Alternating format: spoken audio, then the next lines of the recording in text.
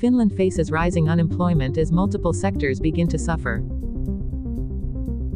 Suzanne Innes-Stub encourages language learning despite imperfections. 3G shutdown in Finland affects remote control systems in cars and electronic devices. Many Finns unaware of their vaccination status risk missing critical boosters. The unemployment situation in Finland is becoming increasingly serious, with many new sectors now starting to feel the impact. According to the Ministry of Employment and the Economy, the unemployment rate in September this year rose to 8.4%, higher than in previous years, even surpassing the pandemic period. The concerning issue is that unemployment is no longer limited to traditional sectors like construction and real estate but has now spread to other areas such as services, industry, and especially information technology.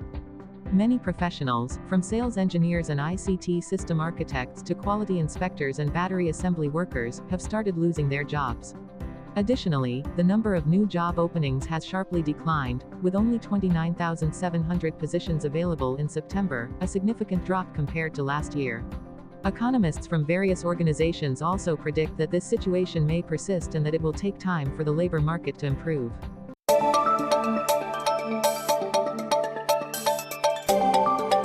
Suzanne Innes-Stubb, the wife of Finnish presidential Alexander Stubb, has encouraged people to try speaking even if they haven't mastered Finnish perfectly.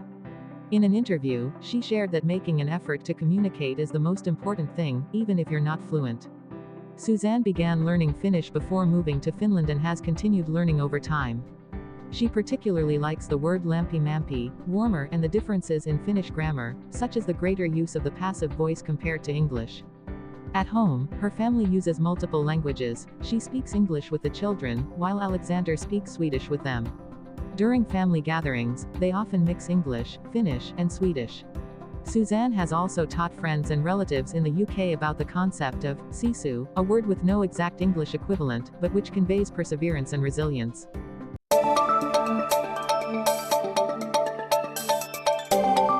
The shutdown of the 3G network in Finland this year has affected many electronic devices, including the remote control systems of cars manufactured before 2020.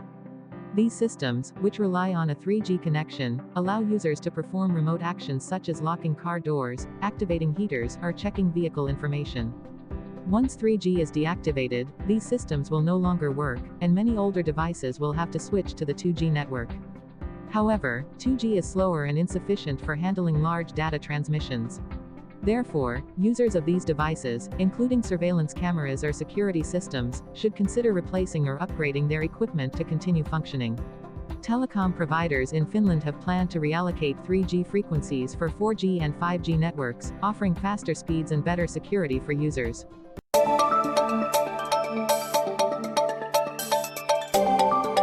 Many Finns do not clearly remember the status of their vaccinations or whether they need to get revaccinated.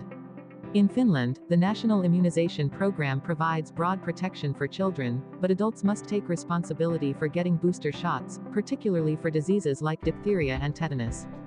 Kirsi Valtonen, chair of the National Vaccination Expert Group, noted that most adults are unaware of what vaccinations they have received. The number of vaccines needing boosters in adulthood is not large, which makes it easy for people to forget. Specifically, tetanus and diphtheria vaccines require boosters every 10 years, but many people do not recall when they need to get them. People can find information about their recent vaccinations on the Omar Kantar service, but older records can be harder to track down.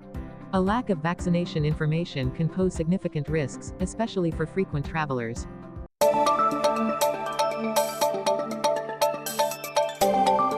A controversial incident occurred in Haapajärvi when a memorial service was cancelled because the venue owner refused to allow the LGBTQ+ community in.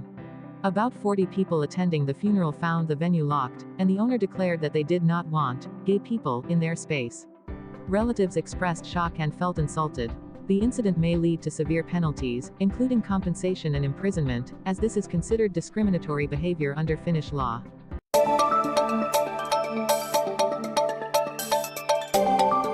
Yesterday, a protest against HSL, Helsinki Region Transport, fare increases took place in Helsinki. The protest occurred simultaneously with an HSL board meeting in Itar Parsiler. Around 40 to 50 people participated in the event, mainly objecting to HSL's plan to raise fares by 8% from the beginning of next year.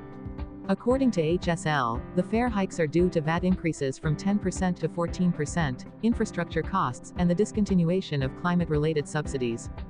However, protesters argued that the fare increase would hit low-income people the hardest and reduce public transport usage, hindering emission reduction goals. Valder Parnarnen, one of the protest organizers, stated that financial measures should support public transport to ensure that everyone has easy access, suggesting a tax to fund the system.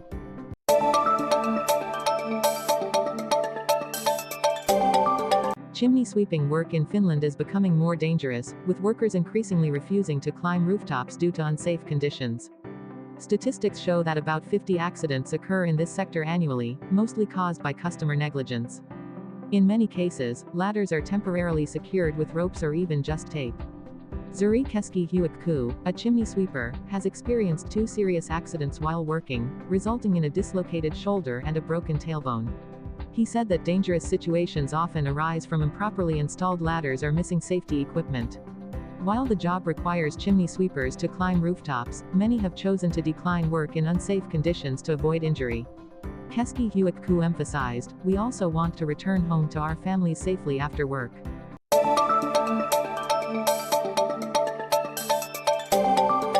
Bolt drivers in Finland are expressing dissatisfaction with the company's increase in commission rates to 23%, while fares continue to drop. According to driver Taran Maradian, when Bolt first launched, the commission rate was just 15%, but now, after deducting costs like VAT, fuel, and vehicle maintenance, the remaining earnings are minimal, sometimes as low as €1 for a minimum €6.50 trip. This has made it difficult for many drivers to cover the costs of operating their vehicles, especially those who have taken out loans to purchase cars. On October 17, more than 70 drivers held a protest in Helsinki, demanding that Bolt raise fares and lower the commission rate. Some drivers also highlighted that Bolt's dynamic pricing system leaves them uncertain about their earnings for each trip, further increasing the sense of unfairness. Many drivers said they are reluctant to switch to other apps due to even worse working conditions.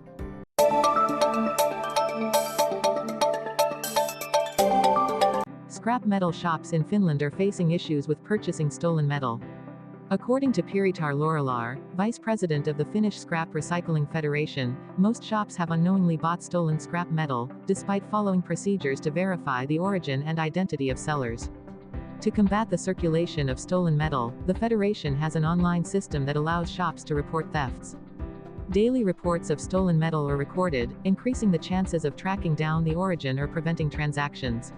Shops must also carefully check the identities of sellers and ask questions if there are any suspicions.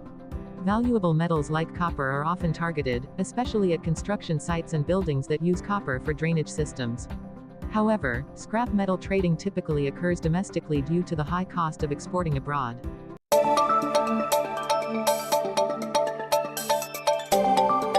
A new report from the Karlarevi Sorsar Foundation indicates that electric vehicles are least common in areas where they are most needed to reduce traffic emissions. The report highlights the inequality in electric vehicle usage, with EVs concentrated in areas with short distances and good public transportation, where personal car ownership is less necessary. In contrast, in sparsely populated areas with long distances and poor public transportation, electric vehicles are rare. The report also notes that EV support policies mainly benefit high-income individuals in urban areas. This has led to a sense of unfairness in rural regions, where electric vehicles remain out of reach.